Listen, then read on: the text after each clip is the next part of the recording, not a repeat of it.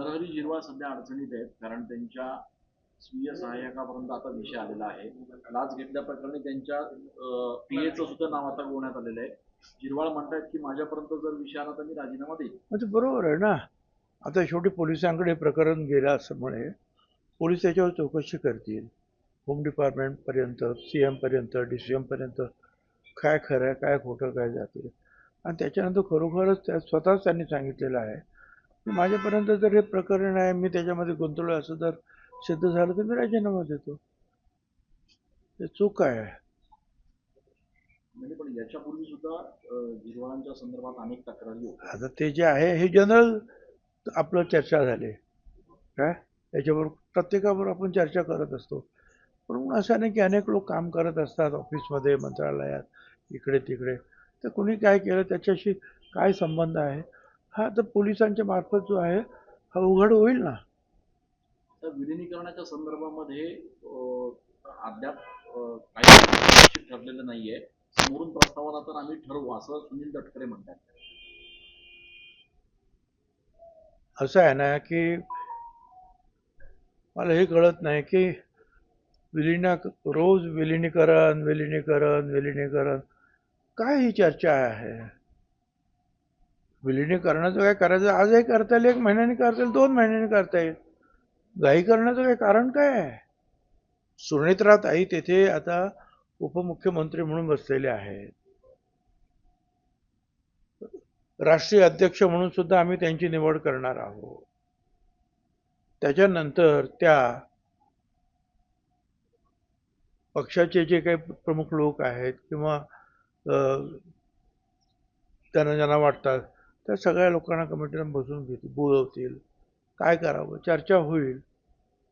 शेवटी एवढे मोठे निर्णय जे आहे हे दोन्ही बाजूच्या लोकांनी चर्चा करूनच होईल ना. तर ते होईल, त्याच्याबद्दल एवढी घाई करायचं काही कारण नाही. परंतु आज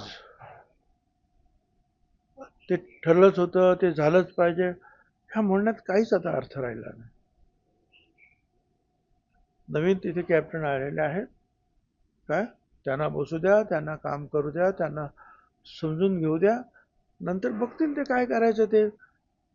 आज आमच्या समोर हा विषय खरोखरच नाही.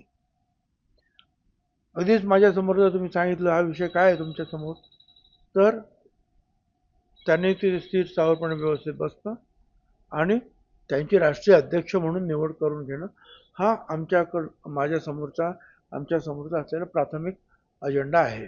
आपल्या पक्षातलेच काही आमदार जे आहे ते त्यांचं मत व्यक्त करताय की विलीनीकरण झालं पाहिजे अशी खूप आमदारांची इच्छा आहे. असं हे मोघमपणे काही बोलण्यात काही अर्थ नाही आहे. आणि आता आपण कॅप्टन नेमलेले आहेत ना, आपण ते विचार करतील ना, बसलेत ना ते काय हे, आणि मग बघतील काय करायचं ते. आमदारांची सुद्धा मीटिंग घेतील. अरे पण सध्या जे आहे हा म्हणतो म्हणून तो म्हणतो, तो म्हणतो म्हणून तो म्हणतो, एवढी घाई काय आहे एवढ्या सगळ्याची. म्हणजे 3-4 दिवसाने आधी हे केलं काय, आमचा शपथविधी घेतला तर फार घाई केली. पहिल्या दिवसापासून मर्जर मर्जर मर्जर चालू आहे. ही घाई नाही आहे. आणि रोज तेच बातमी. जरा थांबूया आता आपण.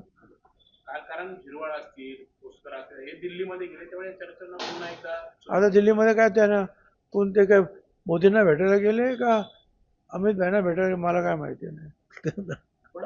दिल्लीला कशाला गेले, त्यांचं काहीतरी डिपार्टमेंटचं काही काम असेल, मला काही कल्पना. शपथविधीच्या संदर्भात माहिती देण्यासाठी आता फोन त्यांनी केला होता की नाही मला माहिती नाही. स्वतः ते जय पार्थ वगैरे जाऊन भेटलेच होते ना पवार कुटुंबियांना. तिथं माहिती आपल्या समोर आहे ना, सगळ्यांनाच ती माहिती होती. ती टीव्हीवर पण चाललेली होती की पार्थ तिथे आहे म्हणून. साहेब, मालेगावच्या उपमहापौरांनी त्यांच्या दालनामध्ये टिपू सुलतानचा फोटो लावला होता. कोणाचा फोटो लावला? टिपू सुलतानचा फोटो लावला. कोणी लावला? मालेगावच्या जे उपमहापौर झाले त्यांनी त्यांच्या दालनामध्ये म्हणजे प्रोटोकॉलनुसार डॉक्टर आंबेडकरांचा किंवा छत्रपती शिवाजी महाराजांचा असे फोटो लावणं अपेक्षित असताना टिपू सुलतानचा फोटो लावला. त्याच्यामुळे कुठेतरी नवीन वाद उठून आलेला आहे. कुठल्या पक्षाचे आहे ते? हा?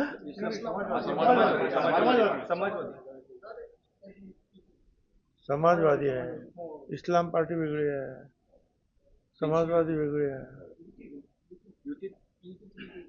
हा, ते फक्त युती म्हणजे महापौर आणि उपमहापौर. ठीक आहे, मला काही कल्पना नाही, परंतु जे आहे, जे नियमाने ठरलेलं आहे आणि राष्ट्रीय पातळीवर राज्य पातळीवर ठरलेलं आहे त्याप्रमाणे सगळ्यांनी वागायला पाहिजे असं माझं मत.